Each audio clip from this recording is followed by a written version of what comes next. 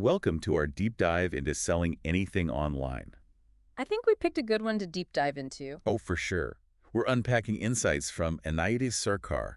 Founder of two, not one, but two successful online businesses. Right, and she wrote this amazing book called How to Sell Anything Online. Yeah, and we're looking at some interviews with her too. So much good stuff. Get ready, because there's some serious gold in this one. I think what's cool is her approach is like super practical. Yeah? Like she's been there, she's done it, and now she's like, here's exactly how I did it. I love that. She breaks down building a business into 5 core pillars. Yeah. Kind of like building a house. Yeah. You can't just tussle up on a roof without a solid foundation. Yeah, you got to start with the foundation. Exactly. And the first pillar is all about competitive advantage. What makes your business stand out in the crowded online marketplace? Right. It's not just about having a good product. Right. There are a ton of amazing products out there, Yeah. but what makes yours different? Totally. Yeah. So it's not just about having a great product. It's so much more. Yeah. And Aida actually argues that competitive advantage goes beyond the product itself. Right. She says it's about creating a brand that's unique and instantly recognizable. Okay, I like that. Give me an example. Okay, so think about Peter Alexander, Okay. the sleepwear king. Oh, yeah. The pajamas. Yeah, it's not just comfy pajamas, it's the whole experience. Right. The cute dog logo, the luxurious feel of their stores, Yeah. even that like iconic gift packaging. Yeah. You just know it's Peter Alexander even before you see the label. So true. It's funny you mentioned that because I was just at their store over the weekend. Right. So brilliant. It really is. They've created this brand that people connect with emotionally. Totally. They're not just buying pajamas, they're buying into a feeling and experience. I love that. So think about your business. What makes you stand out? What's your unique selling proposition? Yeah. What's the, what's the Peter Alexander-ness of your brand? That's such a good question for everyone listening to really think about. Yeah. Now on to pillar number 2, cash. Ooh, cash money. And this is where Anaida gets really real. Yeah. She actually shares her own early struggles with cash flow, Mm-hmm. even when her business was booming. Even when it was doing well. Yeah. Yeah, this is such an important lesson, especially for entrepreneurs starting out. Yeah. Fast growth doesn't always equal financial stability. Right. You need a solid system in place for managing your cash flow. For sure. So what's her secret weapon? So she recommends setting aside a percentage of every single sale into 2 separate accounts. Okay. One for a cash runway, Got it. the other for taxes. Okay. Makes sense. That way you're not scrambling when those bills hit. Such good advice. That sounds like a lifesaver, especially for those unexpected expenses Right. that pop up all the time. All the time. But here's what blew my mind. Yeah. She recommends putting that cash into a high-interest savings account. Ooh. I mean, how many of us just have our business money sitting in a regular checking account, Yeah, just doing nothing. doing nothing? They're just sitting there. It's a simple but brilliant strategy. Right. Instead of letting your safety net sit idle, you're actually earning interest on it. Yeah, That's the power of her approach. it is. She's always looking for ways to maximize every dollar. Love that. Okay, so we've got competitive advantage and cash flow nailed down. All right. What's next? Pillar number 3 is all about protecting your secret sauce. Okay, That's protectable intellectual property. makes total sense. Yeah. Especially in the online world where it's so easy for people to copy ideas. Exactly. Like, it's so easy to steal someone's idea, So easy. especially online. Yeah. Think patents, trademarks, Uh-huh. even those secret recipes or formulas that make your product unique. Right. And Aida uses the Udi as a great example. Okay. Remember those super comfy hooded blankets? Oh, yeah. The Udi. Took the internet by storm. Yeah. Everyone I know has one of those. Right. It's so comfy. But they were smart. Yeah. They outsmarted copycats by securing licensing deals Awesome. with big brands Okay. like Harry Potter and Disney. Oh, wow. And suddenly it's not just a blanket anymore. Yeah. It's a collector's item. Right. It's a statement piece. Totally. You know what I mean? So smart. It's brilliant. It's not just about creating something unique. It's about protecting it. So you can actually reap the rewards of all your hard work. And licensing not only adds another layer of legal protection, Yeah. but it also expands your brand's reach to new audiences. That's a win-win. Total win-win. All right, let's shift gears a little bit and talk about pillar number 4, Okay. digital assets. Yes. This is where things get really interesting. I'm all ears. This is what we're all here for, right? I know, right? building a thriving online presence. It's not just about having a ton of followers, though. Right. And Aida stresses that it's about strategically building a community across multiple platforms. Got it. Think email lists, engaged social media followers, even a dedicated Facebook group. So it's not just about vanity metrics. Right. It's about cultivating a loyal tribe Yes. that actually cares about your brand.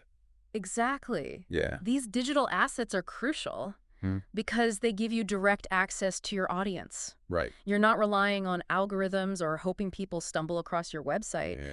You're building a direct line to your most valuable customers. That's a game changer. It is. All right, what about pillar number 5? All right, last but not least, Okay. consistency. Okay. I know it might sound boring, Yeah. but Anaida argues that consistency is the key to building trust, Okay. which is the foundation of any successful business relationship. This makes me think about my own buying habits. Yeah. I'm definitely more likely to buy from brands I trust, Totally. even if they're a cheaper alternative. Yeah, for sure. I'm like, okay, I know this brand. I like this brand. I'm just going to go with them. Think about it. Like, why do we choose certain brands over and over again? It's because they consistently deliver on their promises. Right. Right. Think quality, customer service, even the tone of their marketing messages. Yeah. It's about creating a sense of reliability. And Aida actually shares a funny anecdote about this. Yeah. Where she resisted buying a pair of green exercise tights for ages, Oh, yeah. even though she kept seeing ads for them everywhere. She was like, no, I don't need them. I'm not going to get them, not going to get them. Yeah. But it wasn't until she saw someone she trusted wearing them, Yeah. raving about them, Yeah. that she finally caved and bought a pair. That's the power of consistency. You know, it's so true. It takes time to build that trust. Yeah. But once you have it, Yeah, customers will reward you with their loyalty. for sure. And that translates into long-term success. So there you have it, the 5 core pillars of building a successful business online. Competitive advantage, cash, protectable IP, digital assets, and consistency. Nail those and you're good to go. Nail those. And you've got a rock-solid foundation for growth. For sure. And remember, building a business is a journey. Totally. It's not a race. It's not about doing everything perfectly from day one. Right. It's about understanding these principles and applying them strategically as you grow. Yeah. And speaking of growth, that's where the marketing funnel comes in. That's a whole other talk. Yes, we're going to get into that next time. But before we dive into that, Yeah. let's pause for a moment Take a breather. and reflect. Yeah, what's resonating with you so far? Which of these pillars feels most relevant to your online journey right now? Take a minute and think about it, because next time we're unlocking the power of the marketing funnel. Yeah, and exploring how to turn casual browsers into loyal, raving fans. Get ready for part 2. So it's going to be a good one. It is. Okay, are you ready to unlock the power of the marketing funnel? Oh, I'm so ready. I'm ready to turn those casual scrollers into loyal customers Yes. who just can't get enough of my brand. But to be honest, sometimes Yeah, the whole concept of a marketing funnel feels a bit overwhelming. I hear that. Like, where do I even start? It can definitely feel like a lot Yeah. to wrap your head around, but it doesn't have to be complicated. Okay. Let's break it down and make it super practical for you. Okay, I like that. Imagine this, you have this big bucket filled with potential customers. Okay. But not everyone in that bucket is ready to buy from you right this second. Right. The marketing funnel is like a series of sieves, Okay. gradually filtering those potential customers down to the ones who are most likely to become loyal paying customers. Okay. I like that visual. Yeah, So it's about guiding people through a journey step by step. exactly. And there are 3 main stages to this journey. Okay. The first stage is what marketers call TOFU, top of funnel. Cup of funnel. Okay. So that's the widest part of the sieve, right? Yes. Where we're casting a wide net, Yeah, trying to reach as many people as possible. you got it. At the 2FU stage, Okay. your focus is on brand awareness. Okay. It's about making that all-important first impression Mhm. on people who might not even know you exist. Okay. So it's like an introduction. Right. Like, hi, nice to meet you. This is what my brand is all about. Exactly. But how do we stand out in the sea of online noise? Right. How do we make sure our message is actually being heard? Anaida really emphasizes the importance of multiple touch points. You have to touch a potential customer several times Yeah. before they even like register your brand. Okay. Think about your own online behavior. Okay. How many ads or social media posts do you scroll past every day Too many to count. without even really noticing? Many. So it's about repetition Right. and being strategic about where we show up online. Exactly. And she goes into specific 2FU strategies in her book, Yeah. like Facebook ads, Yes. influencer marketing, Mm, even going viral on TikTok. yeah. Remember that story she shares about accidentally hitting TikTok gold? Oh, yeah. Just by sharing authentic behind-the-scenes content Yes. about her entrepreneurial journey. I love that story. And she ended up getting real clients from those videos. It's so inspiring. It's amazing to see how organic content can lead to real business results. I know. Okay, so we've got people's attention at the top of the funnel. Right. Now, how do we move them down to the next stage? Okay, so the next stage The MOFU, is MOFU. or middle of funnel. Middle of funnel? Middle of FU is all about turning that initial awareness Yeah. into genuine interest. Exactly. It's about moving people from, I've heard of this brand, Uh, to tell me more, I'm intrigued. yes. We're warming them up, giving them a taste of what we're all about, Yeah, making them feel like they're part of something special. you got it. So how do we do that? So this is where targeted strategies come in, Okay. like meta ads, email marketing that feels personal, Okay. and search engine optimization, SEO. Ooh, SEO. That's the one that always makes my head spin a little bit. I know SEO can feel intimidating. It feels so technical and complex. It can, and But it doesn't have to be. Okay, good. And Aida uses this brilliant analogy to simplify it. Okay, I'm listening. She compares a website with poor SEO to a messy house. Okay. Everything's out of place. You can't find anything. Yeah, It's just frustrating to navigate. I can relate to that. On-page SEO is like cleaning up that house, Okay, organizing everything neatly, I like it. and labeling it clearly. Right. So both visitors and the search engines Yeah. can easily find what they're looking for. Okay, that makes so much sense. Yeah. So it's about making our websites user-friendly for both humans Uh-huh. and those Google robots. Precisely. Think about the different ways people search for things online. Yeah. They might be looking for information, products, reviews, Yeah. or even just entertainment. Right. By understanding these different search intents. You can create content that matches what people are actually looking for. Got it. And tools like Google Keyword Planner Yeah. can help you identify the exact phrases people are using Right. to search for things related to your business. So we're basically making it easy for people to find us Yes. when they need what we're offering. Yes. It's like putting up a giant neon sign that says, hey, we've got what you're looking for. Exactly. Now, once we've captured people's attention Okay. and sparked their interest, it's time to move them down to the final stage of the funnel, Okay. the BOFU, BOFU, okay. or bottom of funnel. Bottom of funnel. All right. It's- This is where the magic happens, right? This is it. Turning those interested browsers into paying customers. You got it. At the BOFU stage, Okay. we're talking about people who are already pretty warm leads. Okay. They're interested in what you have to offer, Mm-hmm. but they might need a little nudge Okay. to actually make a purchase. That final push towards the add to cart button. So what are some effective BOFU strategies? So Anaida dives deep into tactics like Okay. optimizing product pages, Okay. crafting compelling calls to action, Yeah. and even using those abandoned cart emails Oh, yeah. to gently nudge people who almost bought Uh-huh. but didn't quite seal the deal. Those abandoned cart emails are genius. They are. I know I've definitely fallen victim to them a few times. We all have. I'm like, oh, yeah, I totally meant to buy that. Exactly. It's all about understanding the psychology of the buyer's journey. Mhm. Sometimes people just need a little reminder or a Yeah. sense of urgency to Yeah. take action. Ugly. And Aida also stresses that even small changes Uh-huh. can make a huge difference in your conversion rates. Okay, like what? Think about tweaking the wording on a button, Okay. adding high-quality images that really showcase your products, Mhm. or even offering a limited-time discount. It's those little details that can really make or break the sale. Exactly. A well-designed BOFU experience is all about anticipating your customers' needs Yeah. at every step of the way Right. and guiding them smoothly Yeah. towards that final purchase decision. Okay, so we've covered the 3 stages of the marketing funnel. All right. TOFU, MO, MOFU, and BOFU. Yeah, we did it.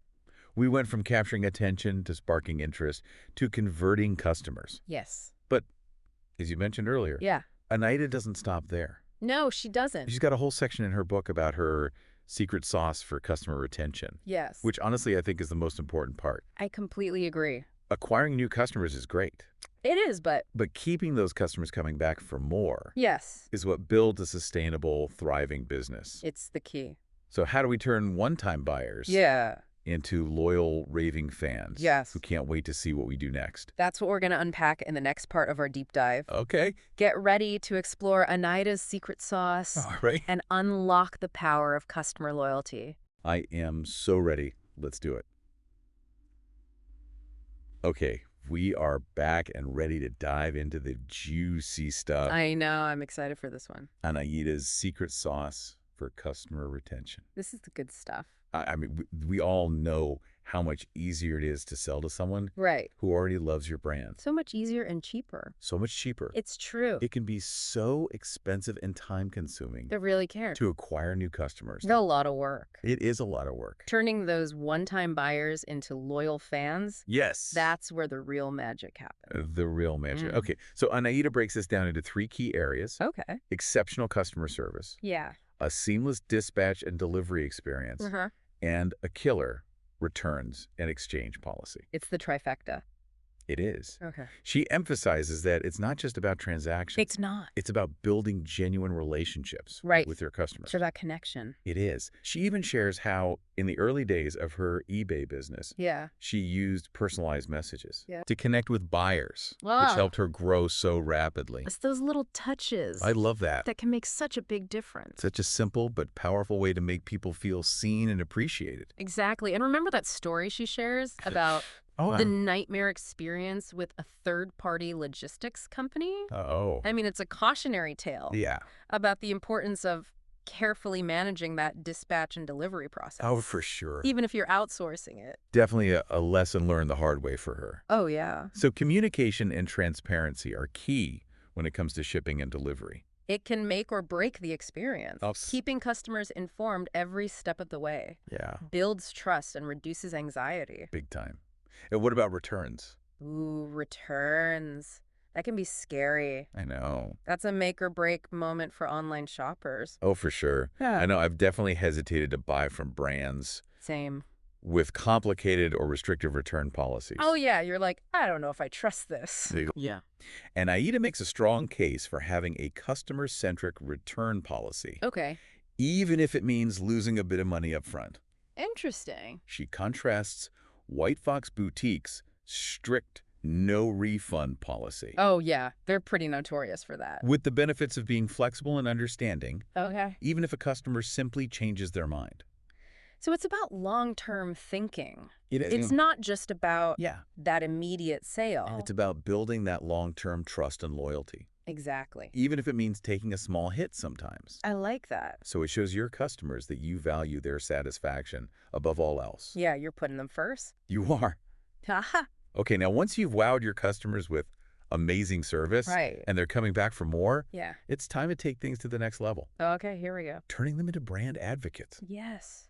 This is the ultimate goal. This is where Anaida's magic bucket strategies come in. The magic bucket. It's about creating raving fans Yeah. who spread the word for you organically. Like, they love you so much they can't help but tell everyone. Exactly. That's the dream. It's the ultimate form of marketing. Right. It's authentic, it's powerful, and it's free. It's free. I love free. Who doesn't love free? And Anaida has some incredibly clever tactics Okay. for making this happen. I'm ready. Okay, so spill the beans. Yeah. What's in this magic bucket? What's in the magic bucket? Think personalized emails that show you genuinely care Okay. about your customers, Mhm. building a dedicated online community Yeah. where they can connect with each other Okay. and with your brand, Yeah. and even tapping into that psychology of scarcity and FOMO, fear of missing out. Oh, FOMO is a powerful force. It is. I have definitely been sucked into a few limited time offers because of it. I think we all have. We all have. And Aida highlights Yeah. the brilliance of who gives a crap's replenishment emails. Oh, yeah.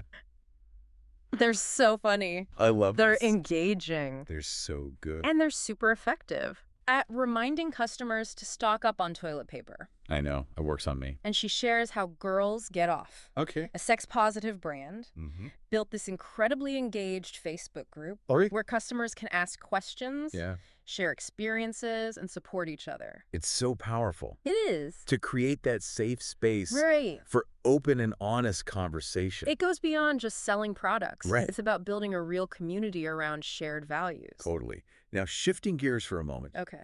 Anaida also talks about the power of the founder Okay. as a brand asset. Interesting. She shares her own journey of writing a book Uh-huh. and becoming a TikTok sensation. So inspiring. Her story is so inspiring. It really is. It shows that you don't have to fit into a specific mold Yeah. to be successful. Right? Embrace your unique quirks and passions Yeah. and let them shine through in your brand. I love that. It's so true. And she shares 5 key learnings Okay. for anyone looking to build their personal brand. Yeah. All right, let's hear them. Okay, I'm ready to take notes. Me too. What are her top tips? First, know where you want to go. Okay. What's your purpose? What do you want to achieve with your personal brand?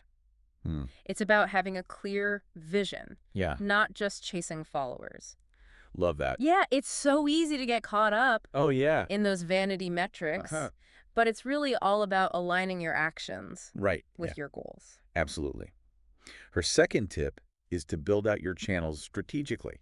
Okay. Choose the platforms where your ideal audience hangs out Uh-huh. and focus on creating high-quality content for those platforms. So don't try to be everywhere at once. Exactly. Right. Quality over quantity always. With quality. Tip number 3 is what she calls the layering method. Ooh, I like that. Okay, so this is about identifying your unique genius zones, Yes. those areas where your experience and passions intersect. So you don't have to be a one-trick pony. Right. You can show the different layers of your expertise. Right? Like maybe you're a fitness coach Yeah. who's also passionate about healthy cooking. Yeah. You combine those passions Okay. and create content that reflects your multidimensional self. Ooh, brilliantly put. And Aida's 4th tip is to be over-prepared, Oh, okay. especially if you're doing speaking engagements or interviews. Makes sense. Preparation builds confidence, Uh-huh. especially for those who might not be natural extroverts. For sure. She tells this funny story Yeah. about how she over-prepared for an interview with Mark Boris. Oh, wow. Even though she had a list of questions beforehand, Yeah. she knew he liked to go off script. Right. So she came armed with anecdotes, data points, and even extra outfit options. I love that. It's about feeling confident and in control, It is. even when the unexpected happens. For sure. And her final tip, Okay. which might seem counterintuitive, Okay. is to stop talking about yourself. Wait, what? No, right? Isn't personal branding all about talking about yourself? It seems that way. It does. But Anaida emphasizes Yeah. that the real key Yeah. is to focus on providing value to your audience, Okay. not just self-promotion. Love it. Share your knowledge, your insights, your stories in a way that helps people, Right. educates them, or entertains them. It's about giving value. Right. Give, give, give. And Yeah. the audience will naturally be drawn to your generosity and authenticity. Exactly.